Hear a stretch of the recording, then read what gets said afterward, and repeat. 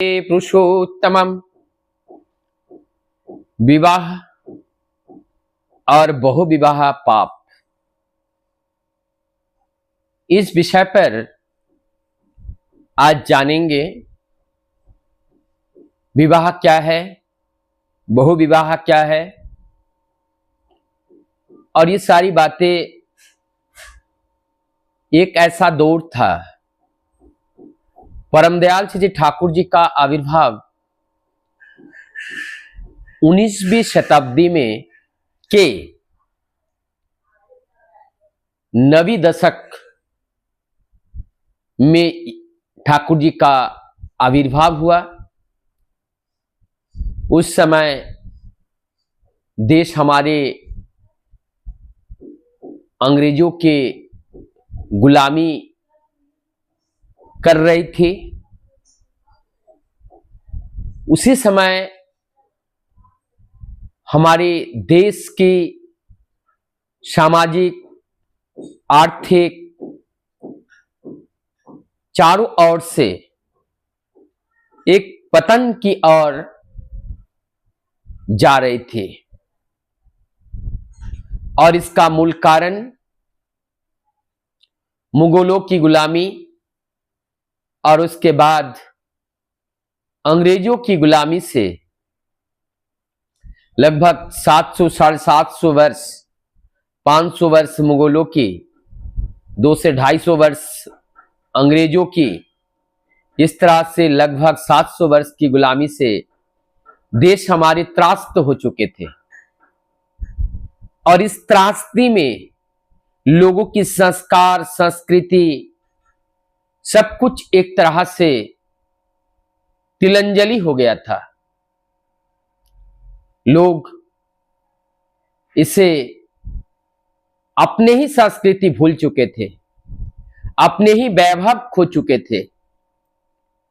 तभी आविर्भाव हुआ उसी बेला में, उसके पूर्व संध्या गौरांग महाप्रभु का, और जस्ट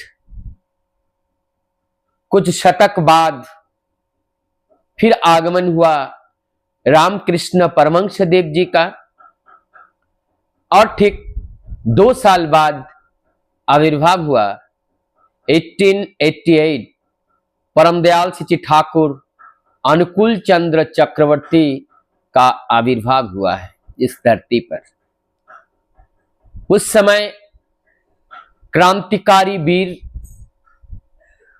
अपने गुप्तुकी कर रहे थे, किस तरह से देश को पराधीनता की जंजीर से पार किया जाए।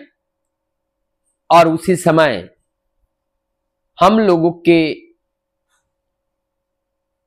जो मानसिक, चारित्रिक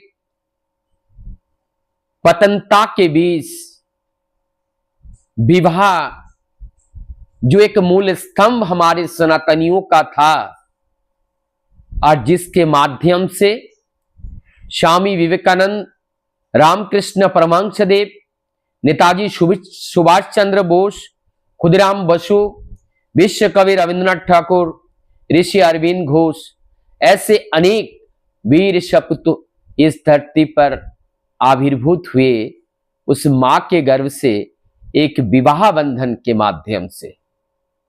वही विवाह बंधन कमजोर होता जा रहा था। तब परमदयाल श्री ठाकुर जी के फिलोसॉफी में, उनके दर्शन में, उनके जीवन में उन्होंने एक बात कह दी बहु विवाह का समर्थन करने के लिए।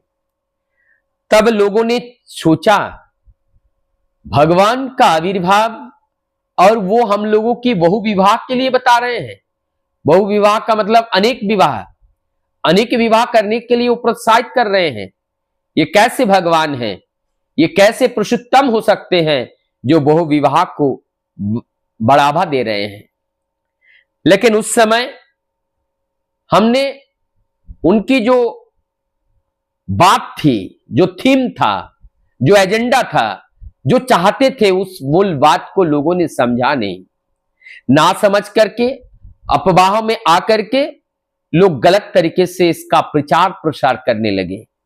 लेकिन जिन लोगों ने ठाकुर जी की उस विचार को समझने का प्रयास किया और उसमें से एक व्यक्ति हैं थे जो प्रफुल्ल कुमार दास दादा,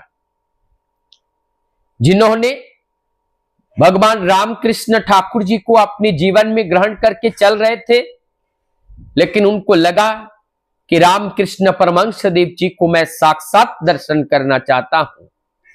अनेकों घटनाओं के बीच जब परम पुरुष परम प्रेममय श्री ठाकुर अनुकूल चंद्र के दिव्य तनु में उनके लीला के माध्यम से उस रामकृष्ण परमहंस देव जी का जीवंत मूर्ति का दर्शन उनको हुआ, तब जाकर के वो और स्थिर ना रह पाए, वो ठाकुर जी के चरण में अपने को समर्पित कर दिए। और समर्पित करने के बाद केवल समर्पित नहीं, उन्होंने अपनी पढ़ाई लिखाई करने के बाद अब परम दयाल श्री ठाकुर जी के चरण में आके कर रहे हैं, कह रहे हैं मैं क्या करूं। तब परम दयाल श्री ठाकुर जी कहते हैं जो परम पिता का कार्य है वही करो। और उस परम पिता के कार्य में उन्होंने संलिप्त होकर के परम दयाल श्री ठाकुर जी के जितने आलोचना प्रसंग के जो ग्रंथ हैं उनके अनुलेखक के रूप में ठाकुर जी के उस दिव्य, उस अमृतपम, उस अनुसंधानी शब्द, उस निसंद शब्द, वो अखिल ब्रह्मांड के विकास के लिए, अखिल ब्रह्मांड के उस सत्य के जानने के लिए, परम तप के लिए जो साधन पद्धति है, उनको इस धरती पर अपने लेखनी के माध्यम से वो उतार करके लाए। और उन्हीं के माध्यम से आज हम लोग और उस परम पिता की वो जो करुणा, दया, ममता और उनके विचार को आज हम सब जान पा रहे हैं और जन जन तक वो पहुंच रहे हैं। आज उन्हीं की मन की ये जिज्ञासा बहु विवाह, जिसको लेकर के आज चर्चा करने के लिए आप लोगों के सामने बैठा हूं। परम दयाल श्री ठाकुर जी कहते हैं इस विवाह का मतलब होते हैं विशेष रूप से बहन करके चलना, जो विशेष है, जो खास है, जो मुख्य है, जो प्राइम है, जो सत्य है, जो सत्य को बहन करने वाले जो धारक है, पालक है, ऐसे चीज को बहन करने वाले व्यक्तित्व के अधिकारी जो हैं उनको विवाह करने के लायक बताया गया। और जो नारी लिप्सु है, नारी के पीछू पीछू जो भागते हैं, जो नारियों के पीछे अपने जीवन को बिक्री कर देते हैं, जो अपने जीवन की चरित्र नहीं रहते हैं, जो अपने को खो देते हैं, जो नारी ललुप होकर के अपने जीवन को व्यतीत करते हैं, परम दयाल श्री ठाकुर जी बोलते हैं वो विवाह की यज्ञ नहीं है। ऐसे व्यक्तियों की बहु विवाह तो क्या, एक विवाह भी करने का यज्ञ नहीं है। तो विवाह बहु विवाह करने के यज्ञ कौन है और इस बहु विवाह करने के यज्ञ को जानने के लिए तब परम दयाल श्री ठाकुर जी कहते हैं जो इस धरती पर केवल प्रभु की सेवा के लिए आते हैं और जो नारी अपने पुरुष के साथ, अपने स्वामी के साथ, अपने जागतिक स्वामी के साथ रह करके प्रभु के कार्यों में सहयोगी भागीदारी बनना चाहता है और उस परम पिता को कार्य को निर्वाहन करना चाहता है, ऐसे नारी ही अपने वरमाल्य और ऐसे वर पुरुष जो अपने परम पिता के अनुसंधानी के रूप में परम पिता के कार्य में अपने जीवन को नौछावर किए हैं, उनके गले में ये माल्यों को पहना करके उनको स्वामी रूप में वरण कर सकते हैं, चाहे वो विवाहित हो चाहे अविवाहित हो। और लेकिन इसमें कुछ कंडीशन है। यदि जिसके गले में वो माला देने जा रहा है उनका विवाह अगर पहले हो चुका है और जब तक उनके अर्धांगिनी के द्वारा अर्धांगिनी से वो सहमति नहीं लेते हैं तब तक वो विवाह के यज्ञ नहीं होते हैं। और ये जो जिस बात को बताया गया नारी ललुपता उसमें बिल्कुल ना हो, जो अपने प्रवृत्ति का दास बन करके घूम ना रहा हो, जो अपने प्रवृत्ति के दास नहीं और उस प्रवृत्ति की विकृति में नहीं, उस विकृति से मुक्त हो, ऐसे मुक्त पुरुष ही बहु विवाह करने के लायक होते हैं। लेकिन आज के इस युग में इस परिप्रेक्ष्य में देखा जाए ऐसे पुरुषों की गणना अगर किए जाए तो एक भी पुरुष विवाह के लायक नहीं है। क्यों? क्योंकि सब अपने उस नारी के गुलाम बन करके उनकी दासत्व को स्वीकार कर रहे हैं। और इसका मूल कारण क्या है? मूल कारण तो युग भी है, क्योंकि इस कलयुग में जो देह है, इस देह की जो तामसिकता है वो सबसे ज्यादा प्रबल है। और तामसिकता के अंदर क्या रहता है, काम क्रोध लोभ माया मोह मत्सर्य और अहंकार से भरा हुआ ये पंचाकृत देह रहती है। और इस पंचाकृत देह से जो साधन होती है, और वो साधन केवल और केवल प्रवृत्ति पूरक के लिए लालायित होते हैं। और तभी तो अधिकांश जो पुरुष होते हैं वो नारी लोलुप होकर के अपने जीवन को विसर्जन कर रहे हैं। और ये कलयुग का ये मुख्य धारा है। और ऐसी मुख्य धारा से बचाने के लिए आज परम पुरुष धराधाम पर आविर्भाव हुए हैं और हम लोगों को आकर के बता रहे हैं कि आप जब तक विवाह के लायक ना बनो, अर्थात ब्रह्मचारी आश्रम के पालन करने के बाद आप गृहस्थ आश्रम में आपको प्रवेश करना है। और गृहस्थ आश्रम के बाद वानप्रस्थ और वानप्रस्थ के बाद संन्यास ग्रहण करना है।